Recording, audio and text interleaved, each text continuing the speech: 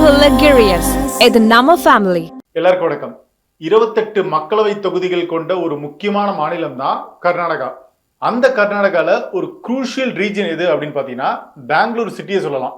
இது கோலார், தும்கூர், ஹாசன், மைசூருக்கெல்லாம் ஒரு மிகப்பெரிய இன்ஃப்ளூயன்ஷியலா பார்க்கப்படுது இந்த பெங்களூர் சிட்டி.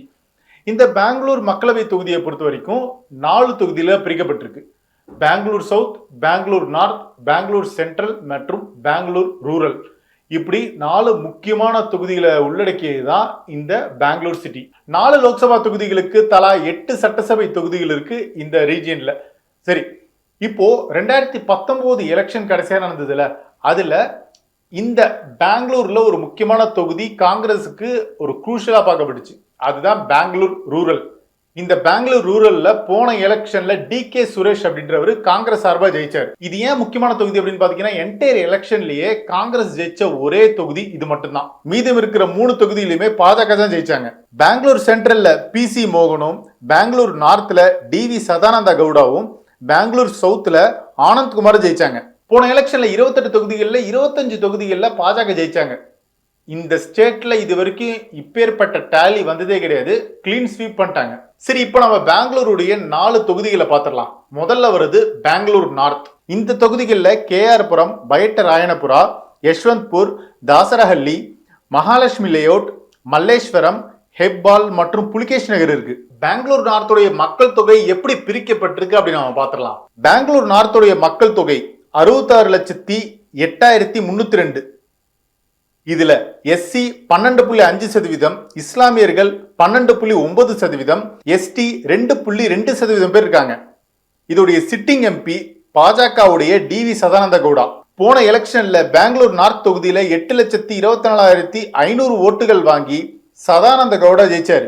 பெங்களூர் நார்த்தை பொறுத்த வரைக்கும் பாஜகவுடைய ஒரு மிகப்பெரிய கோட்டையா இருக்கு. இங்க இவங்களுடைய செல்வாக்கு அதிகமாவே இருக்கு. ஏன்னா இதே பெங்களூர் நார்த்ல 2014 லோக்சபா எலெக்ஷன்லயும் சதானந்த கவுடா தான் ஜெயிச்சாரு. 7,18,326 வாக்குகள் வாங்கி ஜெயிச்சிருக்காரு. 2009 தேர்தலையும் DB சந்திரகவுடா இதே தொகுதியில பாஜக சார்பில் ஜெயிச்சிருக்காரு. அதே மாதிரி 2004 தேர்தலில் பாஜகவுடைய டாக்டர் HT சங்கிலியானா இங்க தான் ஜெயிச்சாரு. அதுக்கு முன்னாடி 1999 தேர்தலில் CK ஜாஃபர் ஷெரீப் இங்க காங்கிரஸ் சார்பா ஜெயிச்சிருக்காரு. நம்ம அடுத்ததா பார்க்க போற தொகுதி பெங்களூர் சவுத். இதுல கோவிந்தராஜ் நகர், விஜயநகர், பசவனகுடி, சிக்பெட், பத்மநாப நகர், ஜெயநகர், பொம்மனஹள்ளி மற்றும் BTM லேஅவுட் இருக்கு. பெங்களூர் சவுத் தொகுதியில எந்த மாதிரியான மக்கள் தொகை இருக்கு, எப்படி பிரிக்கப்பட்டிருக்கு நாம பார்ப்போம். இதோடைய மக்கள் தொகை 30,38,162. SC 12.5%, ST 2%, இஸ்லாமியர்கள் 12.97% பேர் இருக்காங்க. இதோடைய சிட்டிங் MP பாஜகவுடைய தேஜஸ்வி சூர்யா.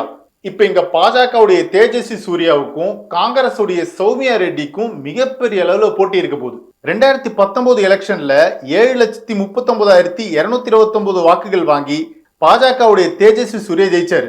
வெறும் 28 வயசுல இந்த தேர்தலில் அவர் ஜெயிச்சாரு. பாஜகவுடைய ரொம்ப யங்கஸ்ட் MP அப்படின்னு சொல்லப்படுற தேஜஸ்வி சூர்யாவுக்கு இந்த தொகுதியை பொறுத்த வரைக்கும் கொஞ்சம் ஸ்ட்ராங்கா தான் இருக்கு. ஆனாலும் இந்த தேர்தலில் இவங்களுக்கு டஃப் கொடுக்கிற அளவுக்கு காங்கிரஸ் உடைய சௌமியா ரெட்டி இருக்காங்க. கடந்த 4 பாராளுமன்ற தேர்தலில் பெங்களூர் சவுத்தை பொறுத்த வரைக்கும் பாஜகவுடைய கோட்டையா இருக்கு. அந்த அளவுக்கு கண்டினியூஸா ஜெயிச்சிருக்காங்க. ஏன்னா கடந்த 4 பாராளுமன்ற தேர்தலில் பாஜகவுடைய ஆனந்த் குமார் இங்க கண்டினியூஸா ஜெயிச்சிருக்காரு. இதுல அடுத்ததா வர தொகுதி பெங்களூர் சென்ட்ரல். இந்த தொகுதியில சர்வஜ்ஞா நகர், CV ராமன் நகர், சிவாஜி நகர், சாந்தி நகர், காந்தி நகர், ராஜாஜி நகர், சாம்ராஜ்பேட் மற்றும் மகாதேவபுரா இருக்கு. பெங்களூர் சென்ட்ரலுடைய மக்கள் தொகை எப்படி பிரிக்கப்பட்டிருக்கு, எப்படி வாக்காளர்களுக்கு நாம பாத்திரலாம். ஃபர்ஸ்ட் பெங்களூர் சென்ட்ரலுடைய மிகப்பெரிய சிறப்பம்சம் என்னன்னு பாத்தீங்கன்னா இங்க தமிழர்கள் அதிகமான பேர் இருக்காங்க. அதனால தமிழ் ஓட்ஸ் இருக்குல்ல, அது ரொம்ப இன்ஃப்ளூயன்ஷியலா இருக்க போகுது. இந்த தொகுதியில மட்டுமே 5.5 லட்சம் பேர் தமிழர்கள் இருக்காங்க. 4.5 லட்சம் இஸ்லாமியர்களும் 2 லட்சம் பேர் கிறிஸ்தவர்களா இருக்காங்க. 16.04% SCயும் 1.6% ST இருக்காங்க. அதே மாதிரி இந்த தொகுதியில மார்வாரிஸ், குஜராத் இஸ்லாம் கொஞ்சம் இருக்காங்க. அதனால இந்த தொகுதி கொஞ்சம் ஸ்பெஷலா இருக்க போகுது. பன்முகத்தன்மை கொண்ட ஒரு முக்கியமான தொகுதியை இது பார்க்கப்படுது. இதோடைய சிட்டிங் MP பாஜகவுடைய PC மோகன். இவருக்கு எதிராக காங்கிரஸ் உடைய மன்சூர் அலிகான் போட்டியிட போறாரு. பெங்களூர் சென்ட்ரல் பொறுத்த வரைக்கும் 2019 எலெக்ஷன்ல 54.29% பேர் ஓட்டு போட்டிருக்காங்க. 70,968 வாக்குகள் வித்தியாசத்துல பாஜகவுடைய PC மோகன் போன எலெக்ஷன்ல ஜெயிச்சாரு. இந்த தொகுதியில இன்னொரு முக்கியமான அம்சம் இருக்கு. போன தேர்தலில் இங்க ஒரு ஸ்டார் வேட்பாளர் நின்னாரு. அவர் தான் நடிகர் பிரகாஷ் ராஜ். சுயேட்சை வேட்பாளரான நடிகர் பிரகாஷ் ராஜ் போன எலெக்ஷன்ல 3வது இடம் வந்தாரு.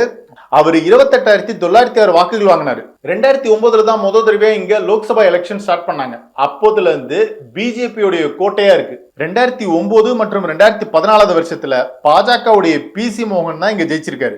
இதுல கடைசியா வர தொகுதி பெங்களூர் ரூரல். இதுல குணிகல், ராஜராஜேஸ்வரி நகர், அணைகள், மகடி, ராமநகரம், கனகாபுரா மற்றும் சன்னப்பட்டினம் பகுதிகள் இருக்கு.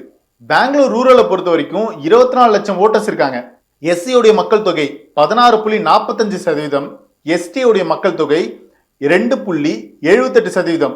இதோடைய sitting MP Congress DK Suresh. இப்ப இவருக்கு எதிராக போட்டியிட போறவரு பாஜகவுடைய டாக்டர் CN மஞ்சுநாத். இந்த தொகுதியை பொறுத்த வரைக்கும் முழுக்க காங்கிரஸ் உடைய கோட்டையா இருக்கு. ஏன்னா அந்த அளவுக்கு இவங்களுடைய டாமினேஷன் அதிகமாவே இருக்கு. இங்க முதல் தேர்தல் நடந்தது 2009. 2014 லோக்சபா தேர்தல்ல இதே DK சுரேஷ் மிகப்பெரிய அளவுல ஜெயிச்சாரு. இந்த வெற்றி ஏன் முக்கியமா பார்க்கப்படுதுன்னா, இதே எலெக்ஷன்ல மோடியுடைய அலை நாடு முழுக்க வீசிச்சுல்ல, அதுல சிக்கி தவிக்காம சில வேட்பாளர்கள்லாம் இருந்தாங்க கர்நாடகால. அதுல ஒரு முக்கியமான ஆள் தான் காங்கிரஸ் DK சுரேஷ். ஸோ மறுபடியும் இந்த எலெக்ஷன்ல இவருடைய ஆதிக்கம், அதாவது காங்கிரஸ் ஆதிக்கம் இங்க அதிகமா இருக்கிறதுக்கான வாய்ப்பு இருக்கு. ஸோ இந்த பெங்களூர் சிட்டியுடைய எலெக்ஷன் பொறுத்த வரைக்கும் ரொம்ப முக்கியமா பார்க்கப்படுது. ஏப்ரல் 26ஆம் தேதி பெங்களூருக்கான அந்த 4 தொகுதிகளுக்கான எலெக்ஷன் நடக்க போகுது. ஜூன் 4ஆம் தேதி என்ன அப்படின்னு ரிசல்ட் தெரிஞ்சிடும். ஸோ நீங்க பெங்களூர் தொகுதியில இருக்கீங்கன்னா இதுல ஏதோ ஒரு தொகுதியில வருவீங்க. அப்படி இருந்தா உங்களுடைய கருத்தை அப்படியே பதிவு பண்ணுங்க. இது ஒன் இந்தியாவுக்காக ஆனந்தன். அன்புள்ள கிரியஸ், இது நம்ம ஃபேமிலி.